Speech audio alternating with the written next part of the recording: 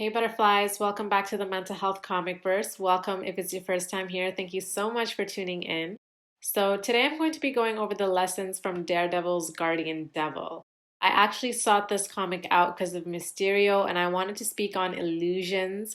So, I thought, let's see what his trifling ass is up to with Daredevil instead of Spider Man. This was a great read. It really revolves around our belief systems in general. So don't assume that this is just about God because it is Marvel after all. They cover all types of belief systems through the characters.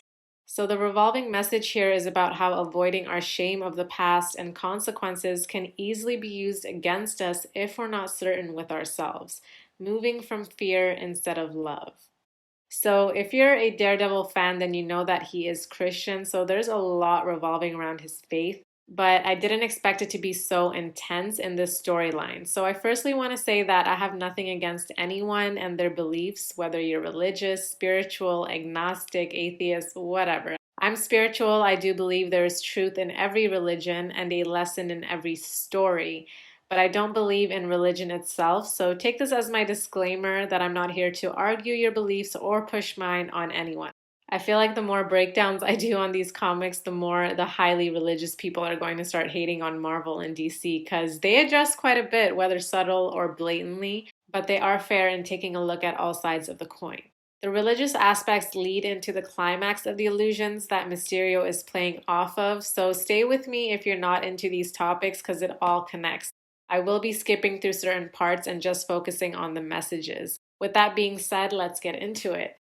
So it starts with Karen leaving her relationship with Matt, Daredevil. In this letter, she speaks about his faith and sets the tone of everything to come. She says he's never verbally expressed shame or judgment about her past, and he has always been able to forgive her, which she admires about him. And if you don't know, Karen was a junkie, briefly in porn, and she sold out Daredevil's identity as Matt to a drug dealer for her heroin fix. So he forgave her as the faithful, forgiving man he is. But she continues to say, although we never talk about it, it shows in the silence that you are ashamed of that time in our past. So I did a whole video on how to forgive us poison ivy, so I won't get too deep into this, but I spoke about using faith as a way to bypass the feelings of hurt and pain and jumping straight to forgiveness. Sometimes we're taught to just forgive because we shouldn't harbor resentment. It's bad, and the Lord wants you to forgive, but we're human, so we need time to process, experience the negative emotions, and truly forgive before letting go. Otherwise, you just suppress them and it piles up inside, whether you want to acknowledge them or not. And we'll see this all unravel within Matt soon enough. So, Karen's leaving for a new job, and to give them space to reflect if they're actually in love or if they're just in love with the idea that they're strong enough to triumph over every adversity, which is fair. I think a lot of people go through this, staying in unhappy relationships for the sake of the trials and tribulations of time spent together. Now we see this girl, Gwyneth, running away from some bad guys with her baby in hand, and she's reflecting on her Catholic parents who were in rage and shame when she told them that she's pregnant. She's an example of that brainwashed Christian who's a product of her upbringing. She doesn't know what to do but pray in a loop and cry because religions shame you for having desire, for having sex before marriage. There's also the lenient ones who are still strictly religious, but they somehow make up their own rules only where it benefits them. And we see that in Matt as well. He's straight spreading his seed left and right in the Marvel universe. Just a side note, there's a lot of Christian women who speak on their experience as remaining a virgin strictly because of religion and the pressure or shame they feel even once they're married because they feel tainted. There's just so much that's placed mainly on women in religions and cultures as a way to tame us and control us. And women don't know what to do because you don't want to disappoint your family, so it's very hard to even begin to challenge those beliefs when it shatters your entire world. So, anyways, Matt is in church confessing his sins and telling Father that he's having a hard time remembering God during this breakup. And he basically responds, well, the only reason people experience Catholic guilt is because they don't connect to God when they're strong. What I will say about this is there's a difference between feeling shame about your actions, because that's something that we all experience at some point. Then there's that religious or cultural shame where you only feel ashamed because they told you it's something to be ashamed of. You're scared to dive deeper into certain questions because that's demonic. That's what they tell you. So when Matt is questioning God, he's like, fuck, I'm not supposed to question Christ. So let me just ask for forgiveness and suppress this thought because it's wrong. And it's all good because I'm forgiven no matter what. And remember, Matt talks about the Lord often, so he doesn't forget him like the pastor insinuated. The pastor then says, at least you didn't seek therapy or all the self help spirituality stuff of the month, when all it really requires is a leap of faith. I don't think I've heard of religions actually being against therapy. Leave a comment on your experience if that's a thing, but people definitely turn a blind eye to diving into the questions of the inner self because they feel like it's all good. God forgives me. So, in the midst of all this, Matt hears Gwyneth in trouble and tries to help her, but then she disappears. So then we see Matt, the man without fear, trying to summon the courage to use a brush in the room that Karen occupied. Instead of facing the heartbreak, he tries to take his mind off by calling his ex. And now, religion aside, here he goes with more shame for having Natasha, Black Widow, his ex, on his speed dial and lying that it was for shield emergencies while he was still with Karen. This is an example of something small that we brush under the rug, and it's not until we face the consequences that we reflect and beat ourselves up because it ends up feeling like we brought it upon ourselves. Life is all about choices. We all make mistakes, and you're either going to own up to it and decide not to make the same mistakes, or continue to shame yourself, avoid the shame, and dig yourself into a deeper hole. Choose wisely, like J. Cole said. So next we're just seeing more examples of how Matt is avoiding facing the loss of Karen. God only knows why I'm leaping around buildings looking for Gwyneth, but he knows the answer. He knows he's just doing everything in his power to avoid facing the heartbreak, the loss, and the shameful thoughts that come with it. So now we see Gwyneth in a corner with the baby, and all these angels come to her to give her a message. Later, we come to find out that Mysterio staged all of this. He used her faith to direct her exactly where he wants her to go. This isn't to say that people's visions and connections to higher beings are invalid, not at all. But when you mindlessly put your faith in a belief system without much question, you can just as easily be manipulated through that faith. And let's be real, this happens every day. Religion is used to have certain control over our minds, and people will memorize the entire Bible or the Kabbalion and repeat it like a robot and still be completely broken inside or just so out of touch with themselves. So she goes over to Matt's office and tells him how she got pregnant while still being a virgin, and this baby is going to be the savior in 30 years. Sounds familiar. So the angels came to her and said that Daredevil will take care of the baby. With his senses, no lies were detected, and on top of that, she knew who he was, so now he's confused on what the truth is. And now enter Black Widow, and as Matt is telling her about the savior baby, she calls him gullible. Then the conversation shifts to the reason why Matt had called in the first place. And here he goes, the average guy who reaches out to his ex after the current girlfriend leaves him. And Natasha tells him, heroics aside, you're no different than the rest, and basically, I should fuck you up right now, but unlike you, I can actually embrace the baggage of humanity, so I'll let you be. Matt has good intentions, he has a good heart, but he's always running from himself and into others, which inevitably ends with destruction within his own mind. And that's the cycle he always gets stuck in.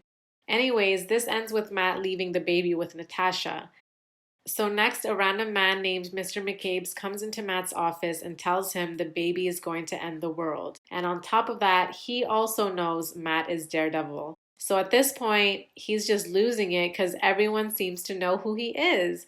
So he convincingly tells him that the baby is actually the Antichrist. And Matt's panicking at this point because he can't tell if the baby is the savior, the Antichrist, or just a baby. Gwyneth and McCabe's both had constant heartbeats and they both know who he is. And this is where discernment comes into play. I have a video on 2020 vision, discernment versus reaction, if you're interested in this topic. And clearly we see Matt is reacting. Discernment, seeing past the illusion and knowing the truth all starts with knowing yourself fully and then what you believe. But it has to start with you. Matt's always relied on his ability to hear heartbeats to detect lies. And now we see even Daredevil isn't exempt from that truth. So McCabe continues to tell him he's from an organization named Sheol. So don't worry, religious folks, they're about to shit on spirituality too. So he basically says to expose a mind to a spiritual world that's incapable of grasping it would drive that person into madness. And the reason he hasn't heard of it is because some concepts can't be easily grasped as others. I love the way they approach this because when I read this, I was like, damn, he's speaking a lot of truth here. We all experience different levels of consciousness, and often it's those big bang moments that wake us up to a new level and trigger a spiritual path. So McCabe, who's really Mysterio, is using the concept of spirituality to manipulate Matt. I've spoke about this in a few videos. We're in this time of good vibes only, and a lot of people use that concept, using spiritual concepts to act like they're all about good energy and light. Learn and know who you are through facing the shadows, the shame, so that you can discern the truth for your damn self. So McCabe tells him that this Antichrist baby is going to taint him and everyone he loves, so he better get rid of it or hand it over before it unleashes its evil. So now Matt's in this dark energy saying that God exists only to devise a never ending series of pain. So now I'm just done playing. Then when Natasha says the baby stirred up her maternal instincts, Matt says ignore it. It's no place for a child. Natasha's like, well, that's why we're here in costumes, duh. And Matt doesn't really care what she has to say at this point, but asks her, would you kill baby Hitler if you had the chance? And when Natasha says, no, I believe it's about nurture, not nature, he just says, of course you would, because you have that luxury, and throws the baby off the roof anyways. As his internal dialogue is speaking to God, saying, you want a leap of faith? Take this one. This is a dark moment, but a lot of us can relate. At least I did. I know I've been in that space of feeling like, is there really a God? Why is the universe plotting on me? And those moments are just as necessary. If you're in that space, just know that as long as you're dedicated to facing yourself, you'll get through it. There are people who feel and have felt the way you do, and you can achieve happiness. And if you're someone who has shamed someone for speaking that way, because I've seen this quite a bit, just remember that it's about nurture. Hate does not resolve hate. If you want to pass your faith in God, then have compassion while they're in a state of blame. Stop acting like they're blaming you, okay? This is not personal. And know that they've reached a rock bottom moment that you can't possibly be aware of. Do you really think saying anything negative to someone who says this is God's fault or there is no God, is that going to uplift them into having faith? Or is that going to make them view whatever your faith is as an example of another person who just doesn't get it?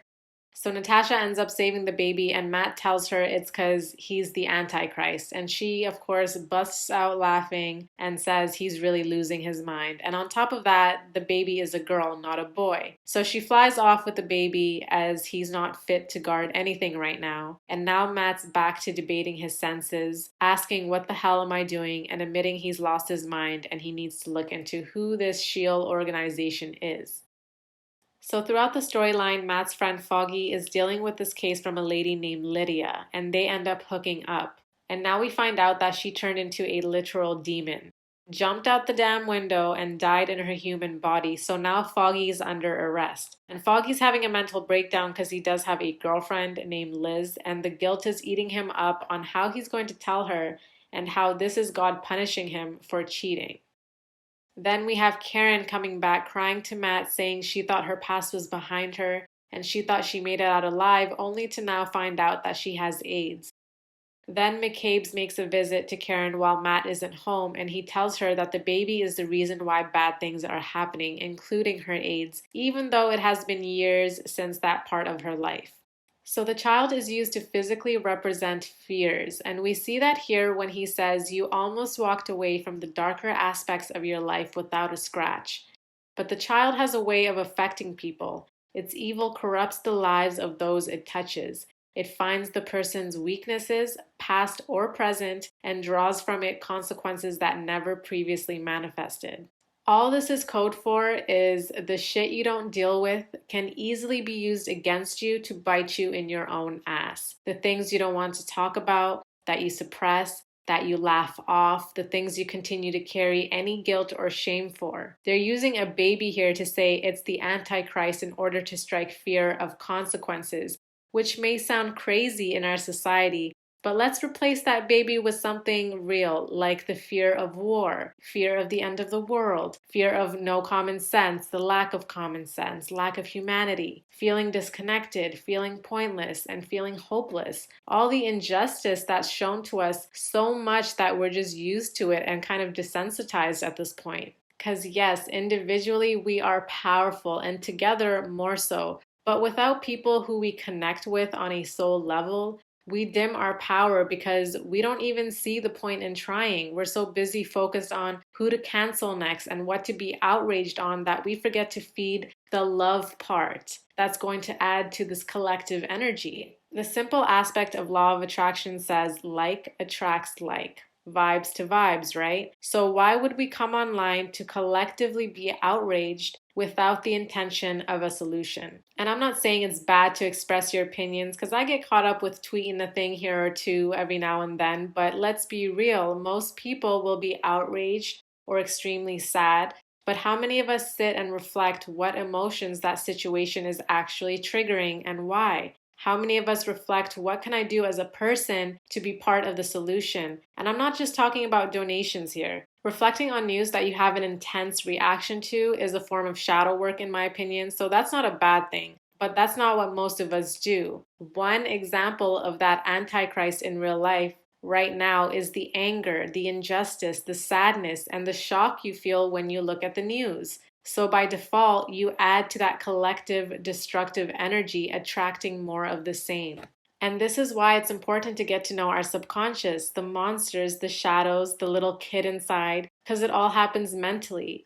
Our subconscious is on autopilot. So if you're not doing the work to actively mingle with that side, what makes you think it's not under the influence of your childhood, your traumas, and especially the media? Even in Inception, the movie, it's all about controlling people consciously through the subconscious. And how did he say they affect a person's prejudice? By going back to the basics, the relationship with the Father. Get to know your shadows so that you're not reactive. Plant your own seeds and create your own choices. So anyways, Karen is refusing to kill the baby, but she does believe him, so he uses the idea of her infecting Matt to draw more fear into her. Notice how either way there's a sense of you have no choice. If the baby is a savior, he has to take care of it and protect it even if he doesn't want to, and it's not his responsibility. And if the baby is the Antichrist, then he has to kill it or bad things will happen to everyone you love.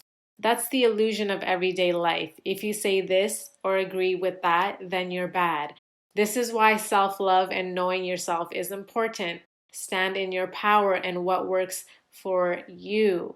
Matt could have turned the baby in, but he's so unsure and disconnected with himself that he doesn't know what to believe. He thinks the story is fake, but because his ears heard that she's telling the truth, he chose to hold on out of fear. What if it is the savior baby? But what if it's the Antichrist baby? The more out of touch you are with your shadow and self, the easier it is to dangle the fears of what if over your head. Step into your true power and know who you are. Know your shadows and show love to all parts of you. Know what you believe in and don't be afraid to ask questions. Anything that tells you that you can't explore certain aspects of your own self, they're telling you to limit yourself. And if you're okay with that, then that's okay too. This message is for the people who want to ask, well, who made you boss? Because you know that you're the creator of your own reality. And in order to be that creator, you need to know who you are. And if you don't know all the parts of who you are, including the demons, then it will be used against you. Raise your vibrations. That doesn't mean step out of the shadows.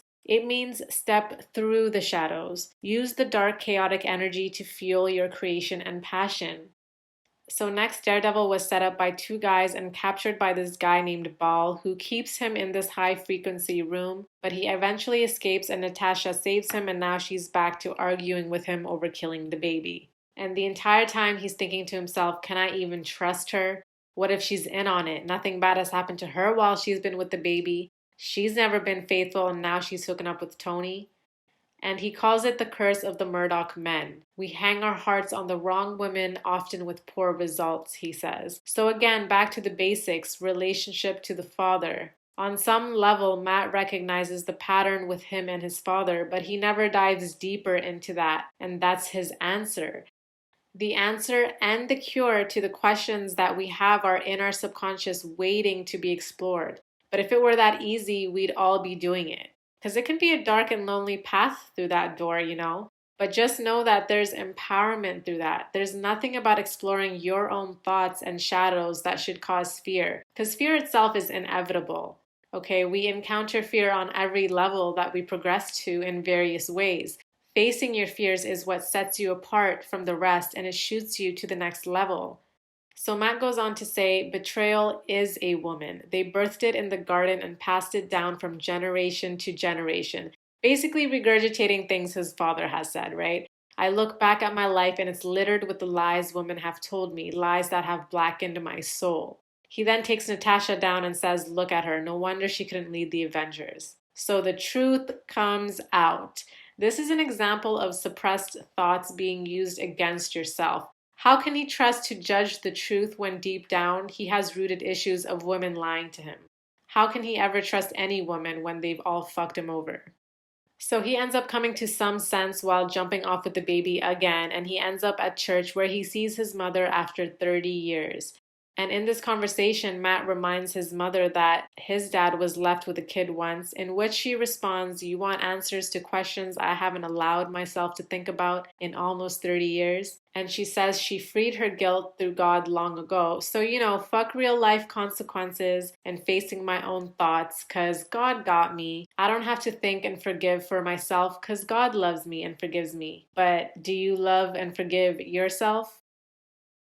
So Matt becomes enraged and he starts going off about how all he's experienced is darkness. So screw your faith, and his mother smacks him. He goes on to say this is all a fairy tale to keep people compliant, and even allowed you, his mother, to escape the guilt of abandoning your own son. To which she smiles about and tells him a story that ends up with, but what if you die and there is a God?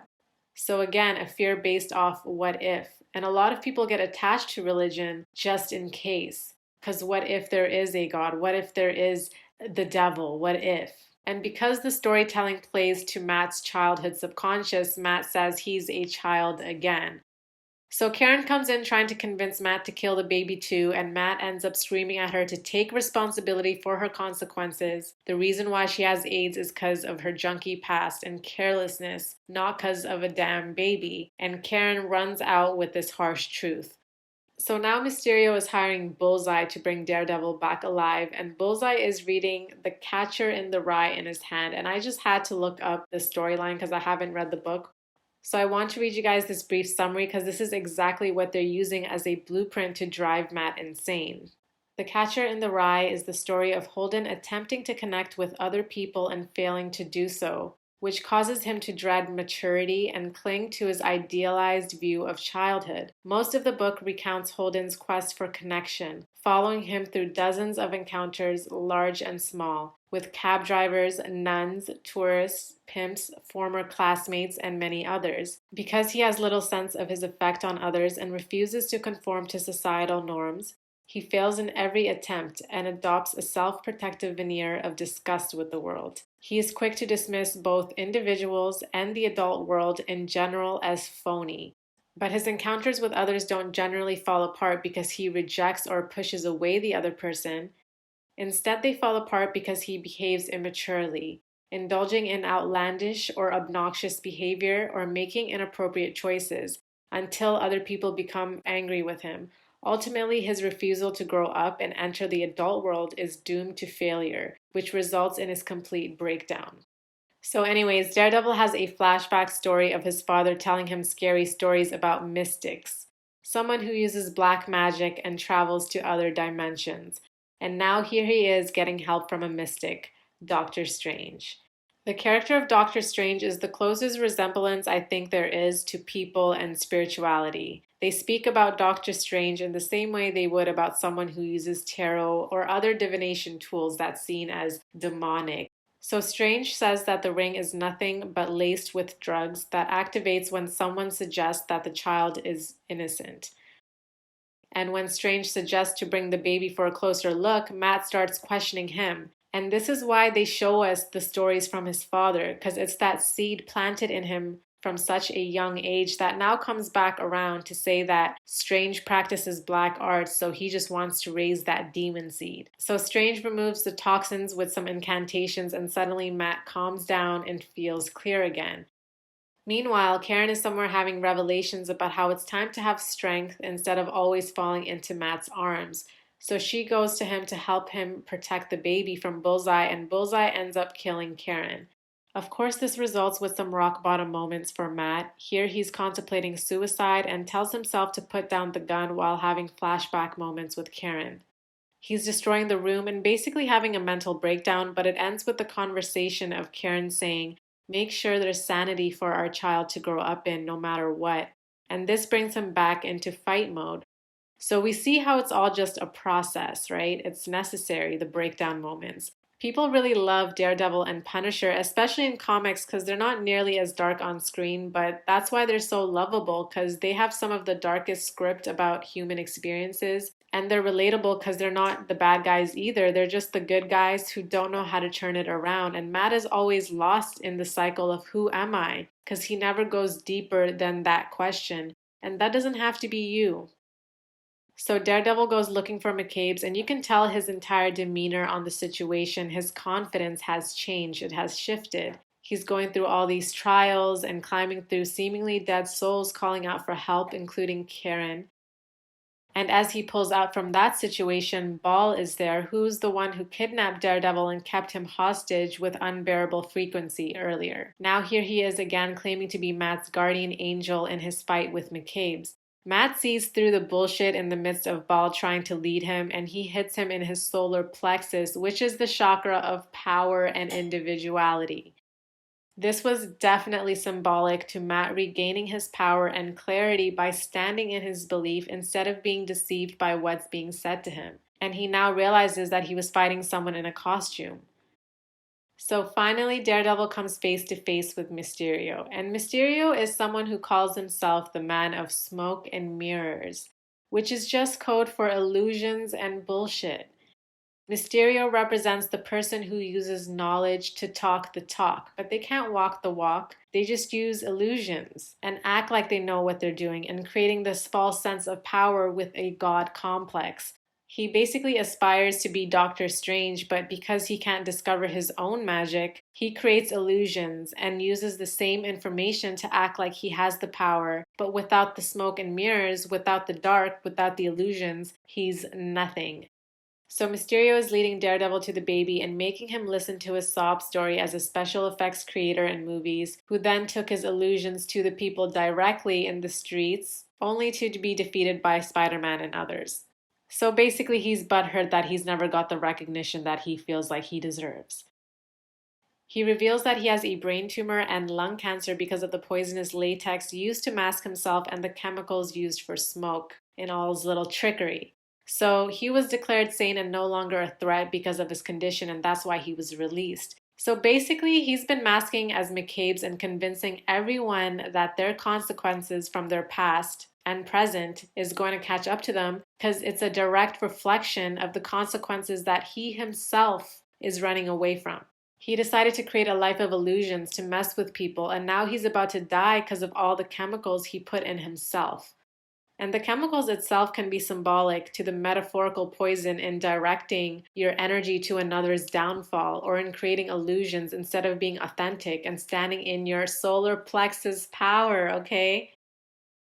So Mysterio basically tells Daredevil that he liked that he wasn't as well known as Spider-Man, and that's why he chose him as his target. And when he went to Fisk telling him his plan to drive Matt insane, Fisk gave him all the information he had on him, including his identity. And now he reveals his plan and how he decided to use Matt's belief in his religion as an altar boy to deceive him. He used Gwyneth's blind faith in religion to drug her and artificially impregnate her into believing that it was divine. Then he used special effects to guide her towards Daredevil and killed her off when it was all done. I spoke about this earlier, but he says she believed it before her parents could even take a blood test. But the reason that was is because her parents were shaming her. She didn't know where to turn. She was just running away and looking for God. He also used a drug addict to play the role of Lydia to seduce and drug Foggy, and then he dressed up as a doctor to tell Karen that she has AIDS. So Gwyneth was lost, Foggy was filled with guilt for cheating, and Karen was filled with shame of her past. So they were all in some way frantic, which kept them from thinking and seeing clearly. Foggy was more concerned about his girlfriend Liz than seeing a demon, and Karen didn't even get a second opinion, even though she'd been clean for years. So when Mysterio is done telling his story, he tells Daredevil to kill him, and of course, Daredevil is just like, nah, I'm not giving you that satisfaction. You can't break me. You're a joke and a fraud, and all you did was drug people and kill them. How's that a talent? You haven't done anything new. He says your whole existence is counterfeit. You've never had an original thought in your life. And this is how he breaks him and takes his life internally without destroying Mysterio physically. This is exactly what a lot of us are encountering for real, okay? A lot of phonies and frauds out here. But that doesn't mean we should be paranoid of everyone. It's really about stepping into your power. Have you even tried to answer those random questions? Have you faced your past actions? Have you taken accountability? Have you learned the lessons or repeating your cycles? Do you know yourself as a whole, which means your subconscious and your demons? So on and so forth. So, anyways, Mysterio ends up killing himself, and the next part is pretty sad. Matt is trying to give the eulogy at Karen's funeral, and he just ends up saying, I'll miss you, because he just has no words. So then Foggy finally faces Liz and dealing with the guilt of letting her down and losing her as a result. Each character is telling us to see if we have every aspect in order. Matt struggles with believing his connection to God. Gwyneth follows religion blindly. Karen never dealt with her past consequence, which for her is in facing the feeling of shame. And Foggy shows us the power of choice and direct physical consequences in the present moment. Even when Foggy is released, he says the clear charges doesn't matter to him because they can't erase the real crime of him cheating and losing Liz.